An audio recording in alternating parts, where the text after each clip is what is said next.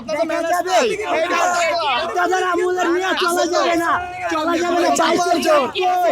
দেখেন জন ব্রাজিল জিতছে, আর্জেন্টিনা গায়ে একটা হাত পড়ছে, এনার্জি তো নাই, খেলা কি করবে?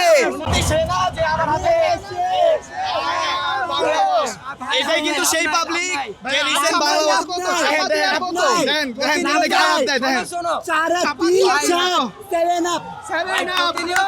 প্রতিনিয়ত ওই বাপদাদার আমলের জিনিস নিয়ে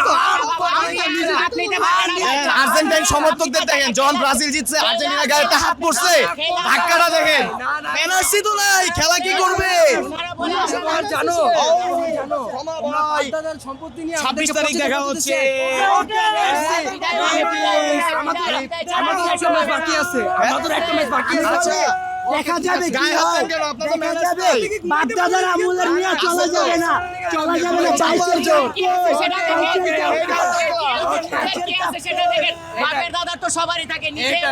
আপনার বাপ দাদা কি বসে বসে ঘর মুছতেছিল, ঝাড়ু দিতেছিল? দাদারটা নিয়ে স্বপ্ন দেখে লাভ নাই।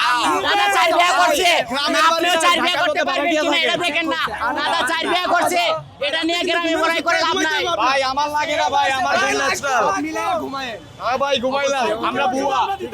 না না লাগবে না। মেসির গোল নিয়ে কি বলবেন? মেসির গোল নিয়ে কি বলবো ভাই, আমি নিজেও মেসি ফ্যান, আমি নিজেও মেসি ফ্যান।